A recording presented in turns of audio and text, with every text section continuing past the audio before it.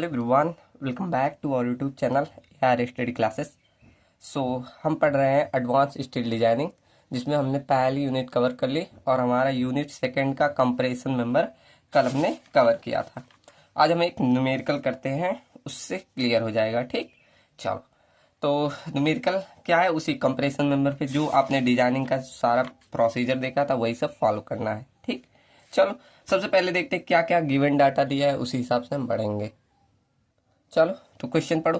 क्या लिखा है? Calculate the design compressive load. ठीक, तो हमें वही कंप्रेसिव लोड निकालना है। चलो, फॉर अ स्टेंचियन ISB 350, मतलब Indian standard heavy beam section, मतलब आई सेक्शन है उसका। जब ये लास्ट में हमने जब शुरू में पहला लेक्चर देखा तो ये लास्ट वाला क्या होता है, वो बीच की हाइट कैसे, जैसे देखो कुछ ऐसे मैंने फिगर बनाया था ना, ऐसे आई सेक्शन बनाया था। अगर पहला लेक्चर देखा होगा तो ध्यान होगा, कुछ ऐसे अच्छा नहीं बन रहा है, लेकिन ऐसे मैंने आई सेक्शन बनाया था ना। तो मैंने बोला था यहाँ जो ये लास्ट में नंबर लिखा है वो यहाँ तक की हाइट होती है, ये मतलब पूरी हाइट 350 mm है। ठीक, अब लिखा है पूरी ये तो ये डेप्थ हो गई है, और ये पूरा कितना लंबा है, मतलब एक्सटेंशन जो है 350 मीटर, सॉरी 3.5 मीटर हाइट का है। अब इसको आपको 3D में बना के देखना पड़ेगा, जैसे ऐसे ये वाला, ये बोल रहा है 3.5 मीटर का, कुछ इस तरह। ये मान लो आपका आई सेक्शन है। अब 3D में देखोगे ऐसे ऐसे 3D में देखो, ये वाली हाइट कह रहा पूरा, मतलब इतना ये बड़ा जो है ये 3.5 मीटर का है। ठीक, मतलब इतना बड़ा आपका सेक्शन है 3.5 मीटर का। ठीक, और यहाँ से ये वाली हाइट आपकी ये है 350 mm। ठीक, क्लियर है ना। चलो, उसके बाद क्या लिखा है? The column is restrained in the direction and position at both side. मतलब यहाँ से आप एल इफेक्टिव निकाल सकते हैं। ये दिया है ना कि दोनों साइड पे आपका रेस्टेंड है, मतलब आप कंडीशन देखो, दोनों साइड में जब रेस्टेंड रहता है तो एल इफेक्टिव कैसे निकलता है। ये हमारा पहला केस है, दोनों डायरेक्शन में रेस्टेंड है, मतलब फिक्स एट बोथ एंड पे। तो वहां पर हमारा हम कोडल वैल्यू लेते हैं हमेशा। कोडल वैल्यू में क्या हो जाएगा? 0.65L। तो यही निकालते चलो। तो यहाँ से एल इफेक्टिव हमारा क्या आ जाएगा? L effective equal to 0.65 into L. L हमारा कितना है? 3.5 मीटर, रख दो। तो ये हो जाएगा 0.65 इंटू 3.5 मीटर। अब निकालो कितना आएगा, 0.65 इंटू 3.5 मीटर, तो ये आ गया 2.275 मीटर। इसको mm में बदल लो, mm में ही कैलकुलेशन किया जाता है मैक्सिमम, मतलब इसमें है। तो इंटू में 1000, तो ये हो जाएगा 2275 mm। ठीक, तो इतना mm आपका क्या आ गया? Effective length. क्लियर। चलो, अब आगे बढ़ते हैं। आगे क्या लिखा है? रेस्टेंट यूज स्टील ऑफ ग्रेड कितना? Fe 410 का।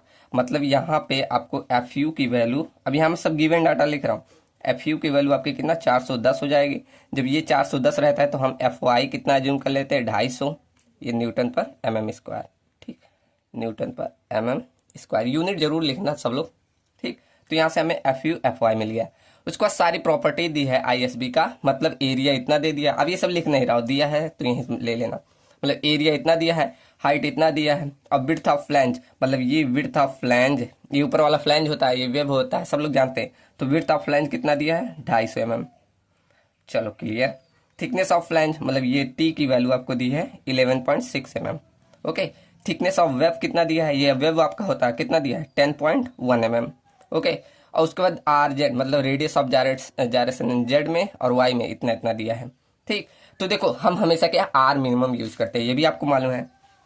जैसे आपने लेमडा का फॉर्मूला पढ़ा होगा तो आर मिनिमम लिखते हैं ना, तो यहाँ से हम आर मिनिमम निकालेंगे। मतलब यहाँ पर आपको दिया है RZZ बराबर कितना? 146.5 mm। और ऐसे RYY दिया है, तो हमें क्या दिया है? 52.2 mm ये दिया है ना। और हमेशा हम कैलकुलेशन में आर मिनिमम यूज करेंगे, मतलब यहाँ हमें आर मिनिमम बराबर ऐसे लिख देंगे, मिनिमम ऑफ किसका? RZZ का और RYY का। ठीक, इसका मिनिमम हमें मिल जाएगा कितना? इन दोनों में मिनिमम कौन सा है? ये 52.2, ये हमारा हो जाएगा आर मिनिमम। ठीक, अब ये किस डायरेक्शन का आया? YY का। मतलब ये हमें बताता है कि बेंडिंग हमारा किस में होगा? बेंडिंग हमारा y डायरेक्शन में, bending is about YY direction. ठीक, अब ये YY मतलब YY एक्सिस लिखो, YY एक्सिस कहलाऊंगा। अभी ये टर्म बहुत काम आएगा। ठीक, क्लियर है ना? यहाँ तक किसी को डाउट? आपको क्वेश्चन पूरा समझ में आ गया। अब हमारा काम क्या है? हमें कंप्रेसिव लोड को निकालना है। ठीक, कंप्रेसिव लोड का फॉर्मूला सबको याद है, एकदम इजी था क्या, कि हमारा पी डी इक्वल टू क्या था, एफ सी डी इंटू में एरिया, ठीक, एरिया। अब यहाँ इफेक्टिव एरिया लिखते थे तो ए लिख दो। अब एरिया तो आपको मालूम है, मेन आपका कैलकुलेशन क्या बचा, एफ सी डी, ठीक, मतलब ये कैरेक्टरिस्टिक कंप्रेसिव स्ट्रेंथ, इसको निकालना। तो इसके लिए दो अप्रोच थे, जिसमें से आपको मेंशन कर दिया पैरी रॉबर्टसन अप्रोच लगाना है, ठीक। तो चलो अकॉर्डिंग टू, ऐसे डायरेक्ट लिख दे रहा हूँ, पैरी, देखो जब भी आप एग्जाम में लिखना तो लैंग्वेज लिखते जाना, वहाँ लैंग्वेज आपका महत्व रखता है, ठीक। तो लिखना पैरी रॉबर्टसन अप्रोच से, पैरी रॉबर्टसन अप्रोच। सबको फॉर्मूला याद है, कैसे निकालते थे एफ सी डी, देखो क्या लिखा था, F C D equal to F Y divided by gamma M nought, फिर डिवाइड करते थे फैक्टर वाला, प्लस में अंडर रूट वही, फिर फाई का स्क्वायर माइनस लेमडा ई का स्क्वायर, मतलब इफेक्टिव लेमडा का स्क्वायर। और ये वाली वैल्यू आपकी लेस देन इक्वल टू होना चाहिए F Y divided by gamma M nought से, ठीक। ये आपका फॉर्मूला था। अब इसमें एक टर्म फंसता है ये फाई वाला, इसे निकालते हैं पहले। अब बाकी तो एफ वाई आपको मालूम है कितना है, 250, गामा एम नॉट तो हम फैक्टर ऑफ 51.10 ले लेंगे। बात फंसा ये और ये लेमडा ई, अभी निकालते हैं। चलो आपको क्या मालूम है, देखो फाई इक्वल टू हमने फॉर्मूला लिखा था क्या, 0.5 ब्रैकेट में 1 प्लस अल्फा। अब यहाँ अल्फा भी आपको नहीं मालूम है, ये भी निकालना पड़ेगा। चलो अभी कैसे निकालते बताता हूँ। तो यहाँ हो गया अल्फा और ब्रैकेट में फिर आपका इफेक्टिव लेंथ माइनस का 0.20 प्लस में लेमडा ई का स्क्वायर। ये आपका पूरा फॉर्मूला था क्या फाई निकालने का, ठीक। चलो तो ये हम फाई निकाल लेंगे। फाई से पहले इसमें जो जो टर्म चाहिए उसको कैलकुलेट करो। तो पहला टर्म फंसता है ये अल्फा। अब इस अल्फा को कैसे निकालोगे, तो इसके लिए मैंने एक आपको पूरा चार्ट दिया था, फिर से मैं वो चार्ट लेके आऊं। देखो ये वाला कुछ चार्ट दिया था ना, उसके बाद मैंने बोला था यहाँ से हम बकलिंग क्लास का क्लास लेंगे कि ए क्लास है, बी क्लास, सी क्लास, डी क्लास। देखो लास्ट में लिखा है ना कौन से क्लास का है, तो यहाँ से हम डिसाइड करेंगे, ठीक। तो सबसे पहले देखो किस प्रकार का, ओहो आप लोग मेरा लेक्चर भी देख लिए, चलो कोई ना। अब देखो इसमें कौन से प्रकार का आपका सेक्शन है, तो कौन सा आई सेक्शन है, ठीक, आई है ना। अब यहाँ वेल्डेड रोल्ड मेंशन नहीं किया, तो जब भी मेंशन ना करें आप रोल्ड वाला ही लेंगे, ठीक। तो यहाँ पर आपका कौन सा हो गया, पहला रोल्ड सेक्शन, ठीक, क्लियर। अब यहाँ इतनी सारी कंडीशन है, इसको चेक करो। पहले आप चेक करो एस बाई बी का रेशियो ग्रेटर देन है 1 पॉइंट से कि लेस देन है, ठीक, ये आप चेक करो। फिर उसके बाद इस कंडीशन में से जाना है, ठीक। तो एक एक करके चेक करो। चलो मैं साइड में करता रहूं कहीं, एक सेकेंड। ये देखो मैं न्यूमेरिकल लेके आया हूँ इसमें, चलो यही कर रहा हूँ। पहला देखो h बाई बी का रेशियो, h आपका देखो इसमें h यही लेना है 350, जो ये h दिया था, देखो दिया था क्वेश्चन में ना, देखो h यहाँ लिखा है h 350। तो यहाँ h बाई बी का रेशियो देखो कितना आ रहा है, h आपका कितना है 350 mm, और b आपका वही विड्थ ऑफ फ्लैंज, ये कितना है विड्थ ऑफ फ्लैंज आपका 250, तो आपका b की वैल्यू 250, ठीक। चेक कर लो कितना आ रहा है, 350 डिवाइडेड बाई 250। तो ये करेंगे आपका आ गया 350 डिवाइड, समझ में आ रहा ना, ऐसे कंडीशन आपको देखनी पड़ेगी। तो ये वैल्यू आ रही 1.4, मतलब आपका ग्रेटर देन वैल्यू किस में है, देखो। अब आप यहाँ ध्यान देंगे तो यहाँ गलत थोड़ा है ये फिगर। इस फिगर में क्या होना चाहिए, देखो मैं भी बता रहा हूँ। यहाँ देखो दोनों सिंबल एक ही लिख दिया है, ये मैं मतलब गूगल से डाउनलोड किया हूँ ना, तो वहाँ ये गलत मिल गया मुझे। ये वाली वैल्यू तो लेस देन इक्वल टू होना चाहिए, ये वाला value less than equal to होना चाहिए। और देखो ये वाला वैल्यू तो लेस देन इक्वल टू होना चाहिए, ठीक। लेकिन ये वाला value greater than equal to होता है पहला वाला, ठीक। आप जाकर फिर से देखिएगा, ये गूगल से मैं डाउनलोड किया हूँ इसीलिए गलत है, ठीक। तो यहाँ ध्यान है, यहाँ इस हिसाब से मतलब ग्रेटर देन आपका गया कितना 1.4, मतलब पहला कंडीशन गया, ठीक। क्लियर है ना, यहाँ हमने पहला कंडीशन पास कर दिया, मतलब हमें यहाँ से चलना है, ठीक। क्लियर ना, ऐसे देख लेना। उसके बाद आप देखो थिकनेस ऑफ फ्लैंज की वैल्यू क्या आपका लेस देन 40 है, और अगर 40 से 100 के बीच है, तो थिकनेस ऑफ फ्लैंज कितना दिया था, यहाँ देखो 11.6 दिख रहा है आप लोग को, देखो यहाँ 11.6, मतलब यहाँ आपका लेस देन 40 का है, ठीक। तो मतलब यहाँ ऊपर वाली कंडीशन में आ गया। अब यहाँ चेक करो बकलिंग किस में हो रहा है, वाई वाई में कि जेड जेड में, हमने ऊपर ही देखा है, मैंने लिखा था ना bending is about Y Y axis, मतलब इस वाई वाई एक्सिस का लंग, मतलब आपका कौन सा बकलिंग फैक्टर क्या मिल गया, ए, ठीक। क्लियर है ना, ऐसे आपको चेक करना है, पहले h बाई बी, फिर थिकनेस ऑफ लाइन, फिर आपको देखना है किस एक्सिस में आपका बकलिंग हो रहा है, फिर उसके बाद उसी हिसाब से आपको बकलिंग क्लास ले लेना। तो मतलब हमें बकलिंग क्लास कौन सा मिला, ए मिला, ठीक, क्लियर यहाँ तक किसी को डाउट? चलो आगे देखते हैं। चलो तो यहाँ ऐसे लिख देंगे कि हमारा बकलिंग क्लास से कौन सा है, ए। तो यहाँ से अल्फा की वैल्यू हमें क्या मिल जाएगी, लिखो ऐसे एस बकलिंग क्लास कौन सा है, ए। ठीक, तो हम बोल सकते हैं देयर फोर हमें अल्फा की वैल्यू क्या हो जाएगी, ए के लिए कहा था 0.21 था ना। ठीक, तो ये हमारा ये हो गया अल्फा की वैल्यू। ठीक, क्लियर। चलो यहाँ से अल्फा मिल गया। अब हमें कैलकुलेट करना है इस लेमडा ई को। तो लेमडा ई का फॉर्मूला क्या था, अंडर रूट में एफ वाई डिवाइडेड था क्रिटिकल रेस वो एफ सी आर, ठीक, जिसे बोला जाता है क्रिटिकल बेंडिंग रेशियो बोले थे ना, ऐसे कुछ क्या बोला था मैंने, चलो नाम भूल जा रहा हूँ मैं। ये सिग्मा सी आर जैसे निकालते थे वैसे ही निकालना है। ठीक, चलो तो यहाँ से हम ये निकाल लेंगे सिग्मा सी आर, जिसे एफ सी आर हम यहाँ डिनोट करते हैं। ठीक, तो फॉर्मूला क्या वही पाई square E divided by lambda का स्क्वायर, ये फॉर्मूला था। क्लियर, चलो रख दो। तो यहाँ से फाई तो हमारा पाई रहेगा स्क्वायर, और लेमडा ई का क्या हो जाएगा, L effective divided by R minimum का स्क्वायर। ठीक, ये कर दो। चलो सारी वैल्यू मालूम है, कोई वैल्यू ऐसे है जो नहीं है, कितना इजी क्वेश्चन है। ठीक, तो एल इफेक्टिव का मान हमें मालूम है, इफेक्टिव लेंथ हमने अभी ऊपर निकाला था कितना 2275 में रखना। ठीक, और मिनिमम रेडियस कितना है 52.2 ठीक, इसका स्क्वायर देख लो कितना आ रहा है। तो यहाँ पर हो जाएगा पाई स्क्वायर इंटू, यहाँ पर देखो ई की वैल्यू आपको दी नहीं जाती, आपको ई की वैल्यू हमेशा स्टील के लिए लेके चलनी है। तो आप सबको मालूम है मॉडुलस ऑफ इलास्टिसिटी स्टील के लिए कितना होता है, 2 × 10⁵ न्यूटन पर mm स्क्वायर, ये होता है ना। तो यहाँ डायरेक्टली रख देना। तो यहाँ पर अब डायरेक्ट रख, चलो लिख दे रहा हूँ एक बार और, pi square into 2 × 10⁵ divided by 2275/52.2 इसका स्क्वायर। ठीक, करो।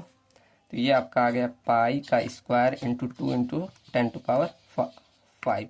ठीक है, ये आपका, ओहो ऐसे नहीं होगा, इसमें करना पाई का स्क्वायर इंटू 2 × 10⁵। ठीक, ये हो गया। अब यहाँ ब्रैकेट में क्या है, 2275 नीचे 52.5। ठीक, ये यहाँ ब्रैकेट लगाओ।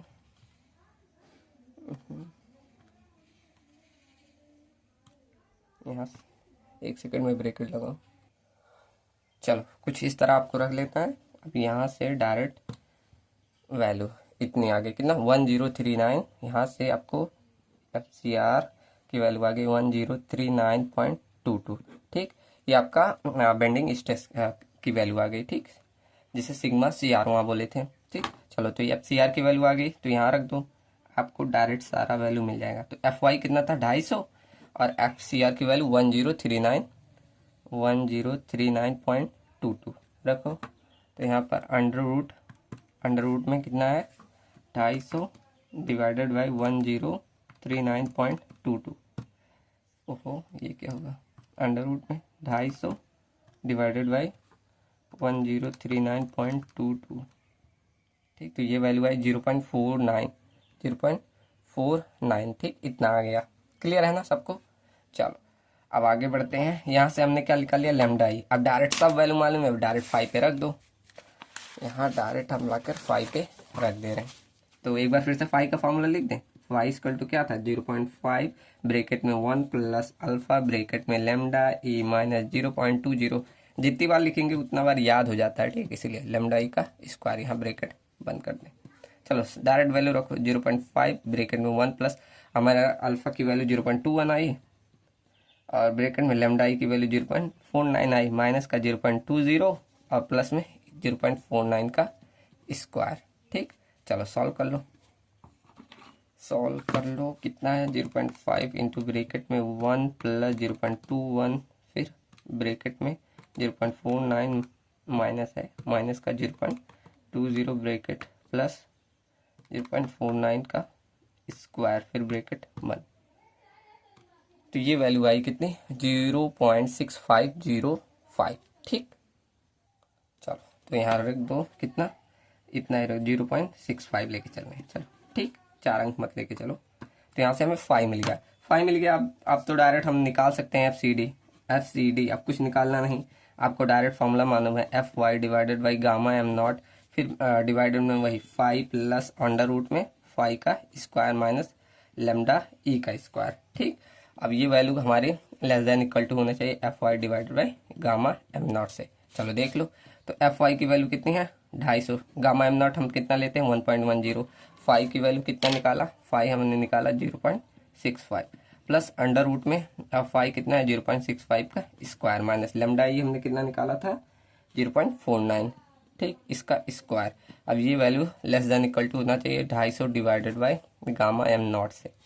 ठीक, चलो सॉल्व करो, तो ये 250 डिवाइडेड बाई 1.10 ये इतना आया, इसको डिवाइड कर दो किससे 0.65 प्लस अंडर रूट में 0.65 का स्क्वायर माइनस 0.49 का स्क्वायर, तो ये वैल्यू आई 350.077। ठीक, अब ये लेस देन इक्वल टू होना चाहिए, ठीक, किससे 250 डिवाइडेड बाई, ये गलत आ रहा है यार, 350 तो नहीं आना चाहिए, 250 डिवाइडेड बाई 1.10। ठीक, clear.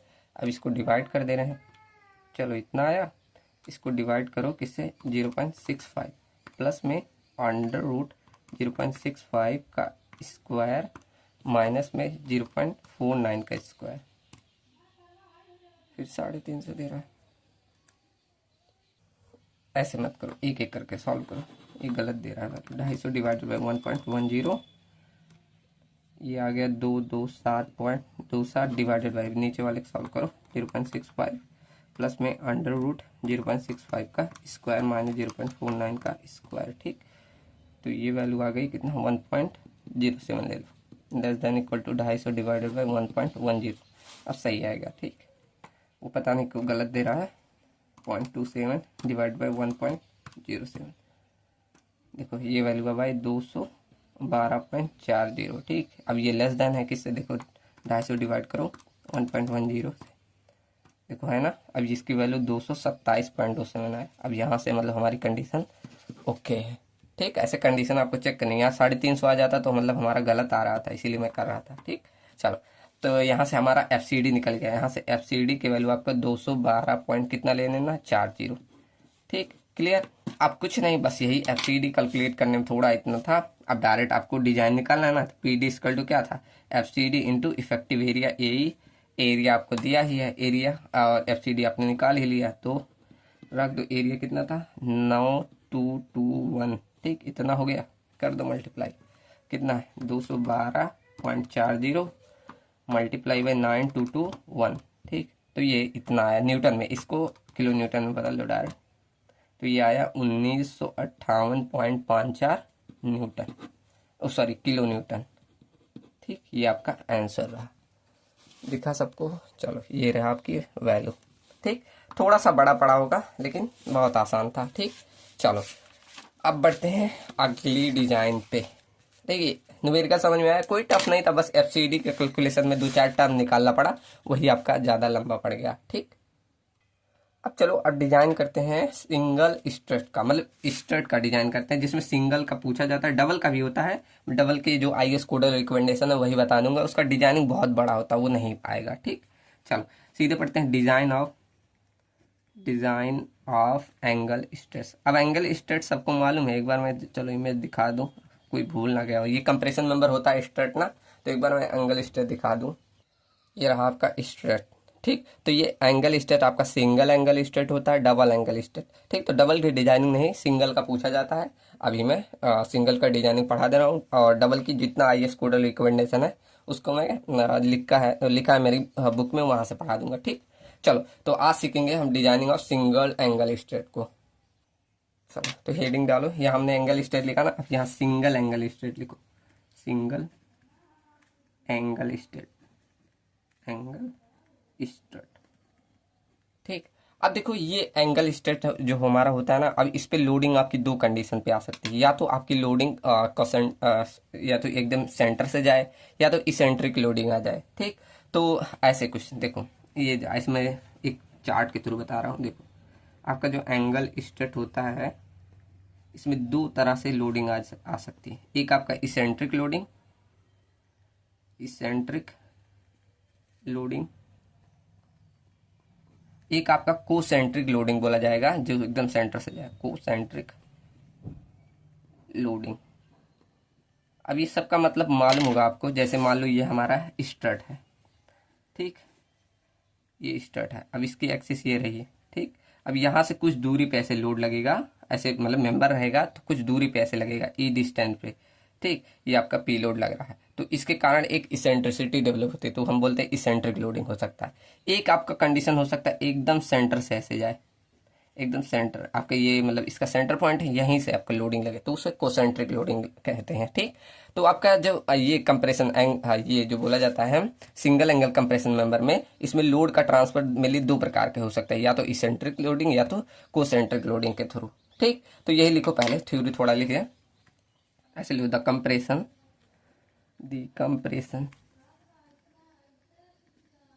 In single angle strut, in single angles strut may be transferred as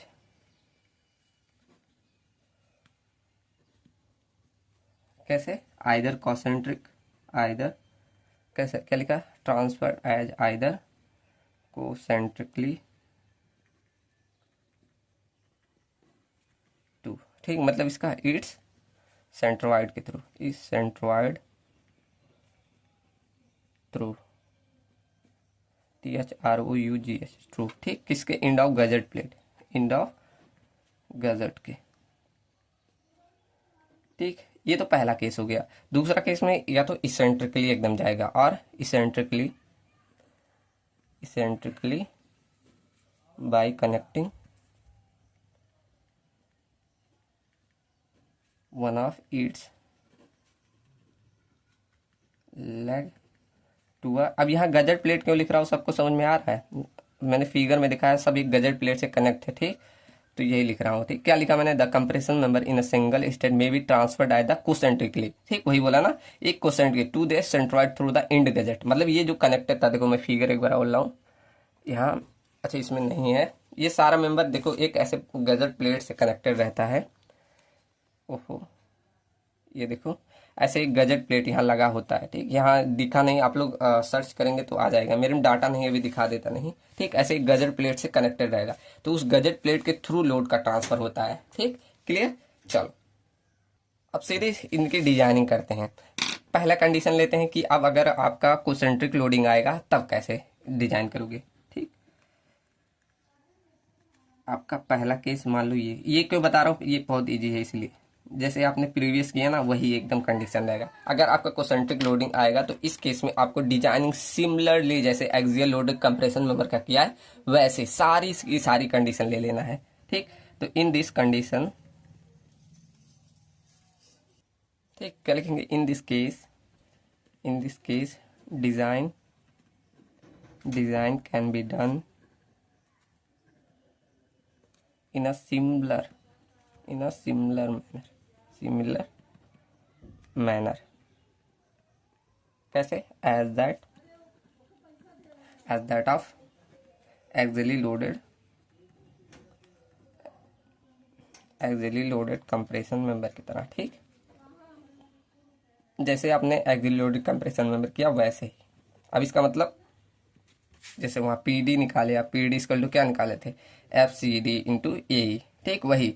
अब यहाँ कोई चेंज नहीं, FCD का फॉर्मूला क्या था, वही FY divided by gamma M0, फिर डिवाइड बाई फाई प्लस में ब्रैकेट में फाई का स्क्वायर माइनस लेमडा ई का स्क्वायर, ये था ना।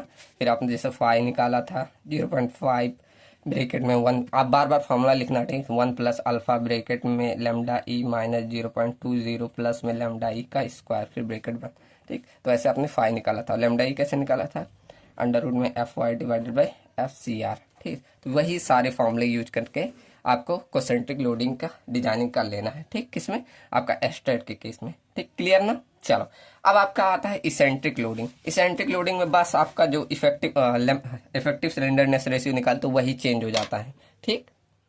चलो लिखो सेकंड, हम पहला तो क्लियर है ना, किसी को कोई डाउट, उसमें कुछ चेंज ही नहीं था। सेकंड हमारा इसेंट्रिक लोडिंग, ठीक। चलो तो इस केस में मैंने क्या बोला, सिर्फ आपका इफेक्टिव सिलेंडर रेशियो चेंज हो जाएगा, बस वही आपका डिजाइनिंग हमें सेम नहीं करता है एक्सियली लोडेड की तरह। ठीक, तो बस ऐसे लिखो, in this case of eccentric loading, in this case of eccentric loading. ठीक, क्या करते हैं, इफेक्टिव सिलेंडरनेस रेशियो लेमडा ई की वैल्यू, ठीक, इफेक्टिव सिलेंडरनेस रेशियो, सिलेंडरनेस जो रेशियो है इज कैलकुलेटेड डिफरेंटली। ठीक, तो उसको हम दूसरी तरह से कैलकुलेट करेंगे। देयरफॉर हम कह सकते हैं, therefore its design will not be same, कैसे, same as axially loaded member की तरह इसका नहीं होगा। ठीक, लोडेड मेंबर उसकी तरह नहीं होगा। ठीक, इसमें थोड़ा सा वही इफेक्टिव जो लेमडा ई की वैल्यू है वो दूसरी तरह से कैलकुलेट करते हैं। कैसे, देखो, लेमडा इज इक्वल टू, इसमें एक कांस्टेंट आ जाता है K1 K2 और K3। अब इसके लिए एक चार्ट है, अभी मैं बना दूंगा लास्ट में। ठीक, तो क्या मैंने बोला, लेमडा इज इक्वल टू आपको K1 प्लस K2 इंटू में लेमडा वी का स्क्वायर। ये लेमडा वी कैसे निकालते हैं अभी बता रहा हूँ, प्लस में उसके बाद K3 इंटू लेमडा फाई का स्क्वायर। ठीक, ये दो टर्म आते हैं, और ये आपका ये देखो K2 है, K1 plus K2 into lambda V का square plus K3 into lambda phi का स्क्वायर। अब इसमें लेमडा पहले ये सीखते हैं कि लेमडा फाई और लेमडा वी ये कैसे निकालोगे। ठीक, यहाँ ये K1 K2 आपका कांस्टेंट है, ठीक, जो कि डिपेंड करेंगे इंड कंडीशन पे। ऐसे मैं अभी चार्ट बनाऊंगा, यहाँ लिख दे रहा हूँ। चलो, K1 और K2 और आपका K3 ये क्या है, constant, are the constant that depend on end condition. अब इसके लिए एक छोटा सा चार्ट है, डिपेंड ऑन इंड कंडीशन। चलो, तो यहाँ देखो पहले कि लेमडा वी कैसे निकालोगे, लेमडा वी, इसको कैसे निकालोगे, तो इसके लिए देखो L divided by R V, फिर डिवाइडेड बाई ये जो स्ट्रेन होता है, फिर divided by pi square E divided by 250। यहाँ से हम लेमडा वी निकाल लेंगे। ठीक, क्लियर। अब यहाँ सब टर्म क्या है, सब मालूम है। एल आपका लेंथ होता है, जो कि इसे दो कनेक्शन के बीच, चलो लिखते चलते हैं। एल आपका क्या होता है, लेंथ बिटवीन द इंटरसेक्शन। ठीक, तो मतलब ये ऐसे जब अपन प्लेट पे ऐसे कनेक्टेड था ना, मान लो ये आपका गजट प्लेट है, ऐसे मान लो गजट प्लेट था एक ऐसे, फिर वो हमारा मेंबर ऐसे कनेक्टेड था ना, मैं सही से नहीं बना रहा हूँ, मान लीजिए ऐसे है कुछ, ऐसे कनेक्ट है ना, तो ये पूरी लेंथ को हम एल लेके चलते हैं। ठीक, इसे ही बोला जाता है लेंथ ऑफ इंटरसेक्शन। ठीक, क्लियर ना। और यहाँ एप्सिलॉन आपको कैसे निकालना है, देखो ये अंडर रूट में 250 डिवाइडेड बाई FY, इस तरह आप तो निकाले। FY आपका इल्ड स्ट्रेन होता है, तो वहाँ से ये स्ट्रेन की वैल्यू, इसको क्या बोलते हैं ध्यान नहीं आ रहा मुझे। ठीक, तो ऐसे ई की तरह होता है ये, तो इसे इस तरह निकाल लेंगे। ठीक, क्लियर। उसके बाद और टर्म क्या, आर आपका रेडियस ऑफ जायरेशन होता है, ये अभी डायरेक्ट वैल्यू दे देता है। देखो मैं क्वेश्चन लेके आया हूँ इसका, लेकिन आज लगता है नहीं हो पाएगा। ठीक, चलो देखो आर वी ऐसे डायरेक्ट वैल्यू दे देता है, इसे मैं अगले लेक्चर में कराऊंगा। चलो यहाँ से ये हो गया ना। चलो उसके बाद अब कुछ बचा, ई आपका मॉडुलस ऑफ रेशियो होता है, पाई सबको मालूम है। चलो यहाँ से आर वी आप लोग निकाल लेंगे, क्लियर ना। अब देखते हैं अगला इसमें क्या है, लेमडा फाई।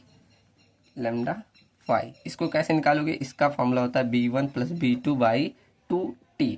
इसको डिवाइड करते हैं, यही सेम नीचे जो है एप्सिलॉन ही बोलते हैं, मुझे ध्यान नहीं आ रहा नाम, पाई स्क्वायर ई डिवाइडेड बाई 250। ठीक, इस तरह।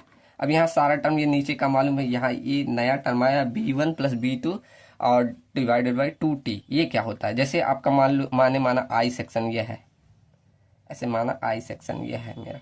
ठीक, क्लियर है ना, मैंने माना ये आई सेक्शन है। अब इसमें ये वाला आपका जो ऊपर का ये होता है, इसे B1 बोला जाता है, इसको B2 बोला जाता है, और इसकी थिकनेस जो होती है उसे T बोला जाता है। तो यहाँ से हम निकाल लेंगे B1 plus B2 plus B3। ठीक, क्लियर है ना। तो यहाँ से हमें लेमडा मिल गया और लेमडा 5 मिल गया। K1 K2 कांस्टेंट है, वो तो अभी निकाल लेंगे। ठीक, क्लियर ना। अब यहाँ से उसी के बाद हमें जब लेमडा ई मिल गया, डायरेक्ट जाकर इसको 5 पे रख देना। 5 पे, 5 का फॉर्मूला क्या था, 0.50 ब्रैकेट में 1 प्लस अल्फा। आप जैसे निकालते थे वैसे ही निकालना है।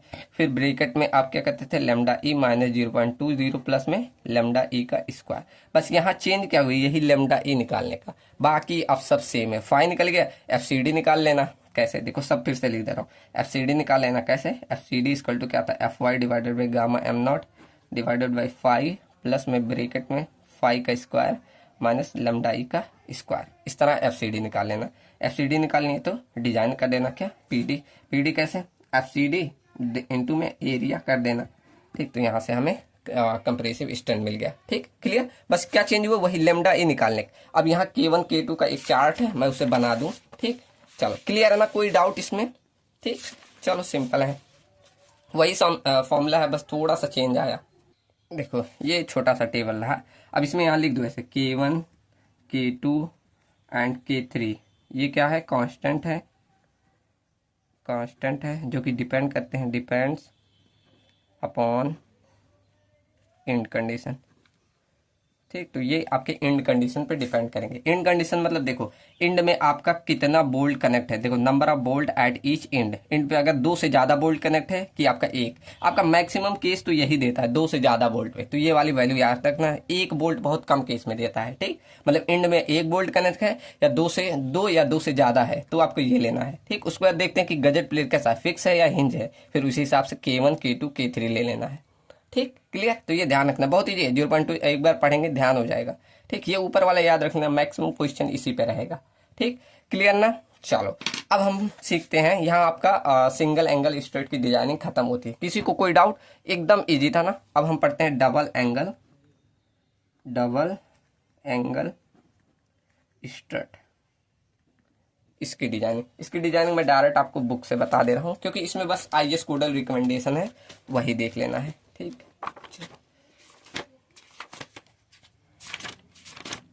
एक सेकंड में पिन कर दूं। देखो बस IS कोडल रिकमेंडेशन है बड़े बड़े, ये मैं PDF में डाल दूंगा, एक बार पढ़ लोगे सब ध्यान हो जाएगा। ठीक, कुछ ऐसे रिकमेंडेशन है, वही ध्यान रखना है। ठीक, ऐसे पढ़ लेना, ये कोई पूछा भी नहीं जाता उतना। ठीक, मैं बस बता दे रहा हूँ। देखो क्या लिखा है, for double angle discontinuous strut connected back to back on opposite side of the gusset plate. अब यहाँ क्या कंडीशन बोली, इतना सुनो। लिखा है for double angle discontinuous connected back to back, मतलब यहाँ डबल एंगल आपका है। ठीक, और कनेक्ट कैसे है, बैक टू बैक, मतलब आपने ये आपका कोई गजर प्लेट था, अब इस पे आपका ऐसे 3D में देखना, ऐसे 3D में देख रहे हैं। ठीक, अब इस पे कनेक्ट है किस पे, बैक टू बैक ऐसे एंगल, मान लो एक एंगल यहाँ कनेक्ट है और एक एंगल यहाँ ऐसे बैक टू बैक। ठीक, कुछ इस तरह। अब इसमें आप 3D में ऐसे देखिए, कुछ इस तरह से कनेक्टेड है। ठीक, अब ये ऐसे लगातार नहीं, डिसकंटिन्यूअसली है, मतलब ये कैसे यहाँ है, फिर आपका ऐसे, फिर यहाँ कुछ ऐसे गैप रहेगा, फिर ऐसे कनेक्ट है। ठीक, तो उसके लिए बोल रहा है discontinuously connect on the opposite side of the gadget plate by not less than 2 bolts of the rivet in a line along the angle at each end पे by equivalent length in the welding the may be regarded on applied actually। मतलब इसका कहने का मतलब कि जब आपका एक एंगल, ये एक एंगल लगा हुआ है ना, तो इसमें मैक्सिमम से मैक्सिमम मतलब कम से कम 2 बोल्ट जरूर लगने चाहिए ये। ठीक, ये आपका बोल रहा है। ठीक, क्लियर ना, एक बार पढ़ेंगे वही चीज है। उसके बाद आगे बोला the effective length KL in the plane of the gusset plate shall be taken as 0.70 and 0.8 times the distance between intersection. मतलब यहाँ आपको इफेक्टिव लेंथ L इफेक्टिव की वैल्यू कितना लेना है, 0. कितना बोला, 0.70 से लेकर 0.85 times of length of intersection, इसका लेना है। ठीक, मतलब आप देख रहे थे ना ऐसे कनेक्ट था, फिर इसका बीच में हमें इफेक्टिव लेंथ, तो यहाँ पर इफेक्टिव लेंथ कितना निकालना है, 0.75 से लेकर 0.85 टाइम ऑफ L। ये बस आप ध्यान रख देना कि आपको कैसे क्या करना है गजेट प्लेट में, मतलब इफेक्टिव लेंथ ऐसे निकालना है, डिसकंटिन्यूअस सेक्शन में बोल्टेड कितने लगाने हैं, ये सब बता रहा है। ठीक, क्लियर। उसको depending on the degree of, ये सब है। The effective length the plane में परपेंडिकुलर टू द, ये कह रहा कहाँ पर, परपेंडिकुलर ही प्रोवाइड किया जाता है, ये सब लिखा है। ठीक, क्लियर ना। तो ये पहला रिकमेंडेशन ये रहा।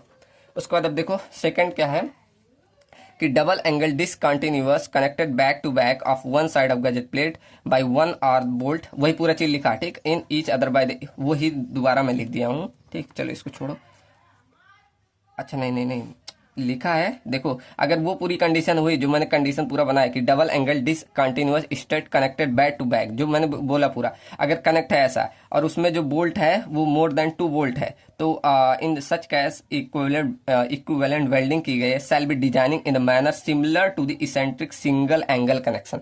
मतलब अगर ऐसा कंडीशन जो मैंने पीछे बताया अगर ये बंद रहा है तो इसकी डिजाइनिंग कैसे, जैसे आपने इसेंट्रिक सिंगल एंगल स्ट्रेट की थी वैसे करना है। मतलब यहाँ लैम्डा ई की वैल्यू निकालनी पड़ेगी दूसरी तरह, कैसे निकाले थे, K1 प्लस K2, फिर यहाँ लैम्डा वी का square plus K3 into lambda phi का स्क्वायर, ऐसे लैम्डा की वैल्यू निकालने के तब डिजाइनिंग करनी है। अगर ये डिसकंटिन्यूअस बन रहा है इस तरह बैक टू बैक 2 वोल्टेज कनेक्टेड है तब, ठीक। लेकिन आगे क्या लिखा है, double angle discontinuous structure such those are forming flange, अब जिसमें फ्लैंज कॉर्ड्स टाइज ये सब बन रहे, जैसे ट्रसेस में बनते थे ना वैसे, और ट्रस गर्डर ये सब बन रहे हैं ऑफ द रियल टावर, मतलब उसके लेग पे लास्ट वाले चीजों पे ये सारी चीजें बन रही है। Shall be design as axially loaded compression member, तो मतलब अगर ये सारी चीजें उसके लास्ट में से कनेक्टेड है तो उसकी डिजाइनिंग हमें as a axially compression member की तरह करना है, ठीक। बस ये ध्यान हो कैसे किसकी डिजाइनिंग करना है, ये कभी कभी पूछ ली जाएगी,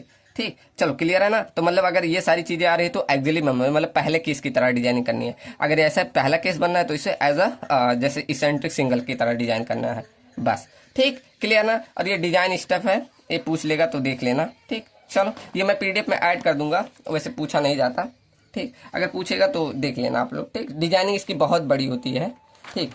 चलो अब एक क्वेश्चन मैं लाया हूँ, ये मैं आज नहीं कराऊंगा क्योंकि अभी कराऊंगा तो इसको जान लो 20 मिनट लगेगा, 20 से 25 मिनट। इतना बड़ा क्वेश्चन आपको दिख रहा होगा लेकिन ये 3 क्वेश्चन है, ABC, यही सिंगल स्टेप पे है। एक बार मैं समझा दे रहा हूँ, आप लोग ट्राई करना, ठीक। क्या लिखा है, an Indian standard angle section है, इतना साइज दिया है, is use as a stud in a truss की तरह, हाँ ट्रस में एज अ स्टड की तरह यूज कर रहा है, ठीक। तो लिख रहा है the length of the stud between the intersection at is इतना, मतलब L की वैल्यू इतना दी है। तो हमें क्या calculate the strength of eccentrically loaded stud, मतलब यहाँ इसेंट्रिक लैम्डा ई की तरह दूसरी तरह निकालना है। और यहाँ इंड कंडीशन दी है, अब यहाँ 3 इंड कंडीशन, एक में 2 बोल्ट है, एक में 1 बोल्ट है, एक में वेल्डेड है, ठीक। तो तीनों, अब यही दोनों ट्राई करके आंसर बता देना, और सारा डाटा ये रहा दिया है, ठीक। सब लोग ट्राई करना। आज का लेक्चर छोटा हो रहा है, मैं मान रहा हूँ, इसे करवा देता लेकिन अभी करवाऊंगा 2 न्यूमेरिकल ना, तो सब लोग थोड़ा ओवर हो जाएगा, इसलिए इसे छोड़ रहा हूँ, कल इसको करवा दूंगा, ठीक। यहाँ देखो K1 K2 की वैल्यू भी दे दी है क्वेश्चन में, कोई आपको दिक्कत नहीं है, ठीक। तो एक बार आप क्वेश्चन का स्क्रीनशॉट लेना चाहे ले लें, और सॉल्व जरूर करना, मैं अगले लेक्चर में कराऊंगा, ठीक। चलो तो मिलते हैं नेक्स्ट वीडियो में, thank you and thanks for watching.